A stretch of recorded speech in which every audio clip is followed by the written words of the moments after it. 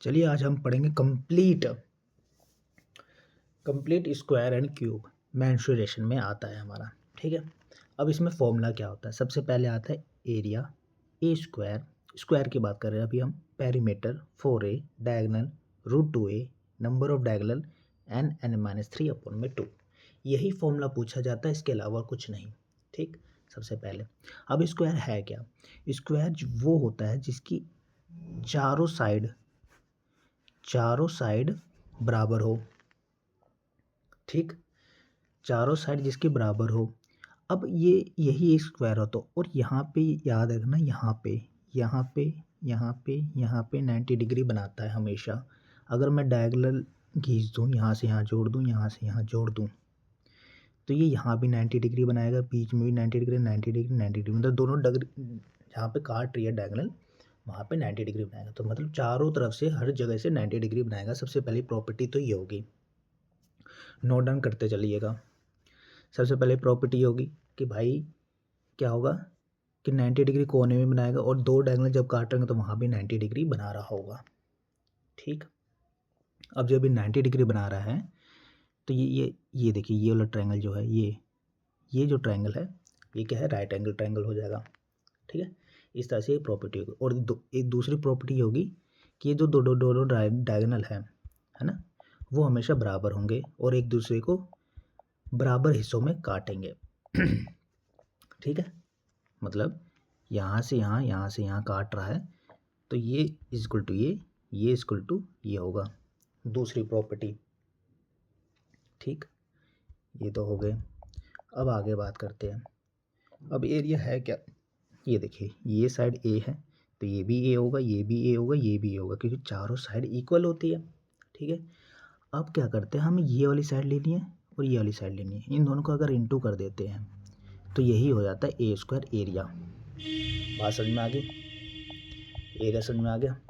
Area यही होता है। पेरीमीटर अब क्या होता है, अब बोलेंगे पेरीमीटर यहाँ से चलेंगे 1 2 3 4, अगर इसको ए माना है तो इसको भी ए, ये भी ए, ये भी ए, तो ये कितने हो गए, कितने ए है, यहाँ से लेके यहाँ तक 4 है। तो यही हमारा होता है पेरीमीटर। ठीक है, कंप्लीट। अब आता है डायगोनल। डायगोनल का फॉर्मूला क्या होता है, ये होता है भाई, ये रहा पूरा। इसको यहाँ से काटेगा तो इसको हम बोलते हैं √2a, ये हो जाता है हमारा डायगोनल। ठीक है, डायगोनल ये हो जाता है। अब इसका आगे भी बताऊंगा मैं और भी चीज़ें। और नंबर ऑफ डायगोनल्स, अब इसमें कितने डायगोनल बनेंगे ये। अब ये n इक्वल टू है क्या, n इक्वल टू है नंबर ऑफ साइड। ठीक है, अब इसका यूज़ कैसे करते हैं, जैसे n(n-3) है, नंबर ऑफ साइड कितने हैं, 4 साइड है, 4 में से गया तो 4 में से 3 गया 1, और डिवाइड बाय 2, तो 2 1 जा 2, तो 2 डायगोनल बनेंगे भाई टोटल। इस तरह से हम डायगोनल निकालते हैं, नंबर ऑफ डायगोनल। ठीक, अब इससे बाहर स्क्वायर में आपसे कुछ नहीं पूछता, सिर्फ इतना ही पूछेगा, इसके अलावा और कुछ नहीं पूछेगा। अगर एडिशनल जोड़ दिया जाए बातें तो देखिए, एक बात बताता हूँ, यहाँ से काटा था, ये 90 डिग्री बना था, बात सही है। अगर ये ए था है ना, 90 डिग्री के सामने वाला एंगल ए है, और ये भी 90 डिग्री है, ये भी 90 डिग्री है, तो भाई ये जो एंगल हो जाता है यहाँ वाला एंगल, अब बताओ तो ये जो एंगल है और ये जो एंगल है, ये होगा 45 डिग्री, ये होगा 45 डिग्री, ये होगा 90 डिग्री। 90 डिग्री के सामने हमेशा एक्स होता है। ठीक है, ये भी एक बात याद रखना, जब भी राइट एंगल ट्रायंगल दे रखा हो, है ना, और तो उसके जो सामने वाली साइड होता है उसका रेशो बता देता हूँ क्या होता है। उसका रेशो होता है 90 डिग्री के सामने वाला हमेशा होता है एक्स, ओ सॉरी √2, सॉरी यार, इसके सामने वाला जो होता है वो होता है √2x, और 45 की डिग्री x होता है। ठीक है, अब हमने माना क्या है, मतलब जो 90 डिग्री सामने वाला साइड है वो जो √2x इज इक्वल टू ए के बराबर है, बात सही है। तो यहाँ पे x क्या हो जाएगा हमारे पास, √2a/2 हो जाएगा, बात सही है, x है ना, x इस ऐसे भी तो लिख सकते हैं x को, √2a/2। ठीक है, अब x की वैल्यू है तो डायगोनल देखो क्या होता है, ये देखोगे 2x है, यहाँ भी x है तो ये भी x होगा क्योंकि बराबर बताया था मैंने होता है। तो 2x कितना हो जाएगा, इसका 2 गुना कर देंगे तो क्या हो जाएगा √2a। इस तरह से ये निकल जाता पूरा। ठीक है, बात समझ में आ गई। इस तरह से डायग्राम, तो ये एक्स्ट्रा बात है, इसका कोई लेना देना है नहीं, बस इतना बात है, इतनी याद रखनी है। इससे बाहर वो कुछ क्वेश्चन पूछेगा नहीं, इससे रिलेटेड मैं क्वेश्चन भी प्रैक्टिस करवा दूँगा आपको। ठीक है, तो पहला तो ये हो गया। अब आते हैं हम इसी का एक रूप होता है क्यूब।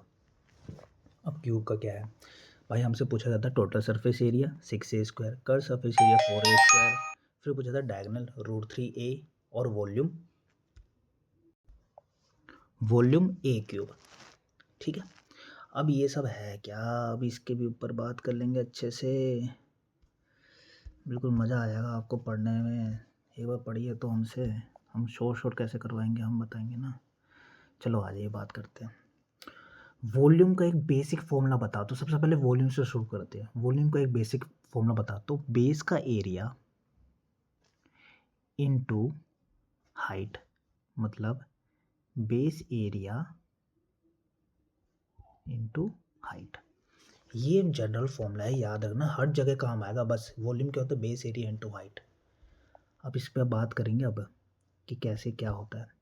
अब इसका बेस, अब स्क्वायर की बात कर रहे हैं, चारों साइड इसमें क्या होता है याद रखिए। अब ये होता है क्या, क्यूब। ये देखिए नीचे वाली साइड और ऊपर वाली साइड, ये ऊपर और नीचे दोनों स्क्वायर है, यहाँ भी स्क्वायर है, यहाँ भी लेफ्ट और राइट भी स्क्वायर है, और आमने और पीछे भी, सामने वाला और पीछे वाला भी स्क्वायर है। अगर सिर्फ ये वाला हिस्सा काटूँ, देखिए ध्यान से, अगर मैं सिर्फ ये वाला हिस्सा काटूँ, ये वाला नीचे वाला सिर्फ एक, ये 2D हो गया ना, यही तो है 2D वाला स्क्वायर। बात समझ में आ गई।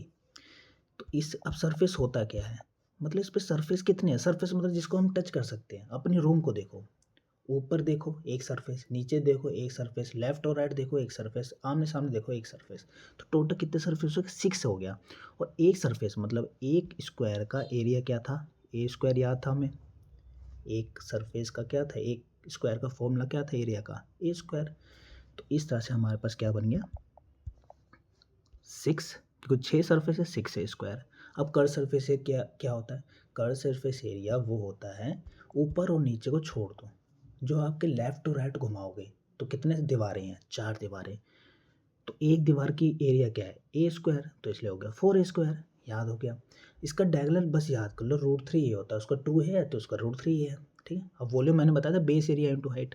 हाइट क्या है इसकी, a ही तो है, और बेस का एरिया क्या है, मतलब बेस वाला एरिया क्या है, बेस स्क्वायर ही तो है, a² ही तो है। अब इन दोनों को इंटू कर दो, a³ वॉल्यूम आ गया। ठीक है, अब इससे बाहर आपसे कुछ नहीं पूछता, सिर्फ बात यही है, इससे बाहर वो कुछ नहीं पूछेगा। ठीक है, अब इस पर अलग से एक बात कर लेते हैं हम कि और क्या क्या हो सकता है। अभी देखो, कभी कभी हमसे बोल देता है रूप से रूप बदलना, बोलता है एरिया से एरिया बदलना।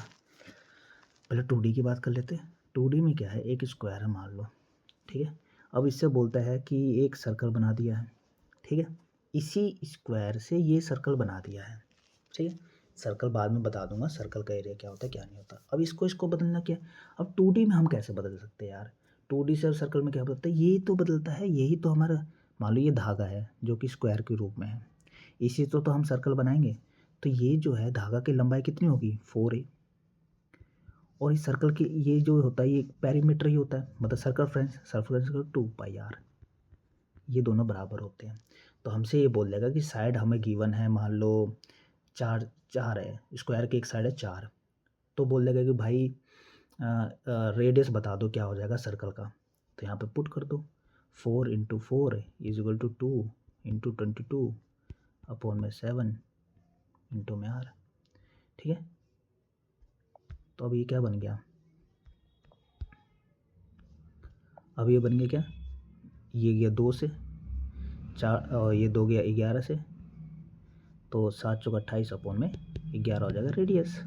इस तरह से हम क्या बोलते हैं, चेंज करते हैं यहाँ से वहाँ, बनाना किसी चीज़ को। तो ये हो गया पूरा 2D का। ठीक है, अब 3D में चेंज कैसे करते हैं, 3D में याद रखो ध्यान से सुनो, अब जैसे मैंने बताया कि एक धागा जैसा है, स्क्वायर है, उसी को तो हम चेंज करेंगे सर्कल में, गोल में। अब 3D में क्या है, 3D में इमेजिन करो कोई भी एक लोहे का मटेरियल है, लोहे का एक क्यूब है, उसी लोहे से तो पूरा बनेगा कोई भी सर्कल या कुछ भी बनाना चाहते हो सिलेंडर, तो वो जो पूरा होता है उसको क्या बोलते हैं हम, वॉल्यूम ही तो बोलते हैं। मतलब यहाँ पे अगर क्यूब दे रखा है, क्यूब है ना, अब ये क्यूब है, इमेजिन करो ये क्यूब है, ठीक है। अब ये क्यूब है पूरा, इसका वॉल्यूम क्या है, ए क्यूब, और मेरे को चेंज करना है स्फेयर में, स्फेयर में चेंज करना है, तो इसका वॉल्यूम क्या होता है, 4 बाद में पढ़ाऊंगा मैं, इसका स्फेयर का भी पढ़ाऊंगा, 4/3 पाई आर क्यूब, ऐसे 4/3 पाई आर क्यूब होता है।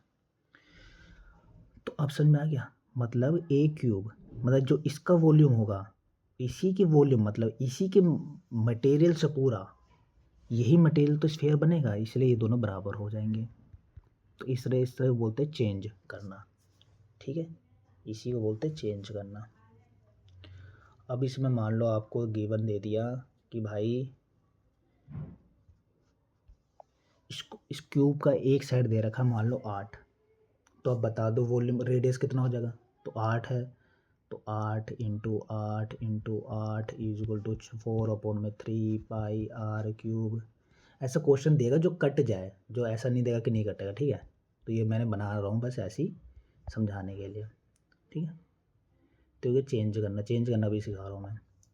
4 दूनी 8 हो गया, ये होगा 3 2 6 इंटू 6 8 64 अपॉन में पाई मान लो, और इसका रूट क्यूब कर दो, तो ये हो जाएगा। मतलब वहाँ पे कट रहा होगा, ठीक है, पूरा पूरा ऐसा नहीं है नहीं कट रहा होगा, तो आपका रेडियस आराम से आएगा सिंपल वे में। इससे रिलेटेड मैं क्वेश्चन प्रैक्टिस बाद में कराऊंगा, अभी फ़िलहाल सिर्फ फॉर्मूले और फॉर्मूले को समझा रहा हूँ क्या होता है, किस तरह से क्या होता है क्या नहीं होता। अभी तक मैंने क्या क्या समझाया, सबसे पहले मैंने समझाया क्या भाई, स्क्वायर होता क्या है, जिसकी चारों साइड इक्वल होती है, रिवीजन करवा रहा हूँ, चारों साइड इक्वल होती है, 90 डिग्री पे एक दूसरे को काटती है डायगोनल, ठीक है, और बीच में भी 90 डिग्री बनाता है, ठीक है। ये 2-3 प्रॉपर्टी होगी, और डायगोनल आपस में बराबर बराबर काट रहा है। एरिया क्या हो गया, ए स्क्वायर हो गया, पेरीमीटर क्या हो गया, जो यहाँ से गोल गोल घूमता है, 4a हो गया, डायगोनल कितना √2a हो गया, नंबर ऑफ डायगोनल निकालने का n(-3/2), ठीक है। इससे बाहर और कुछ नहीं पूछता, ठीक है। अब इसके बाद मैंने क्या किया 2D, अब आ गया 3D। 3D क्या है, ये क्यूब है, ये क्या है, क्यूब। क्यूब क्या होता है, वही है स्क्वायर का, बस 6 साइड कर देते, एक रूम जितना मान लो अपना, तो सरफेस कितने होता है, टोटल सरफेस कितने हैं इसके, 6 सरफेस तो होता है रूम के अंदर, ऊपर नीचे लेफ्ट राइट आगे सामने, तो 6a स्क्वायर हो गया। एक सरफेस का एरिया क्या होता है, a स्क्वायर, इसलिए हो गया 6a स्क्वायर। ऐसे कर सरफेस एरिया तो 4a स्क्वायर, डायगोनल √3 है। वॉल्यूम क्या होता है, बेस एरिया इंटू हाइट, तो बेस एरिया क्या है, बेस क्या है इसका, स्क्वायर ही तो है, तो a स्क्वायर इसका एरिया इंटू हाइट, हाइट क्या a ही तो है, तो इसलिए ए क्यूब हो गया, ठीक है। इस तरह से ये क्यूब हो गया। चेंज करने का मैंने बताया कि volume is equal to volume. 3D को अगर चेंज कर रहे हो, 3D को किसी और 3D में चेंज कर रहे हो, तो volume is equal to volume होगा, और 2D को चेंज कर रहे हो तो perimeter is equal to perimeter होता है। पर सर्कल के सर्कमफ्रेंस को ही पेरीमीटर कहते हैं, बाद में वही बता दूंगा, सर्कल के ऊपर भी क्लास बना दूंगा। अभी फ़िलहाल इतना ही है क्लास में, और बस ख़त्म, स्क्वायर और क्यूब ख़त्म। प्लीज़ मेरे चैनल को लाइक कीजिए, सब्सक्राइब कीजिए, ताकि मैं आगे और अच्छे अच्छे चीज़ें ला सकूँ, ठीक है। अभी के लिए फ़िलहाल इतना ही, ओके बाय।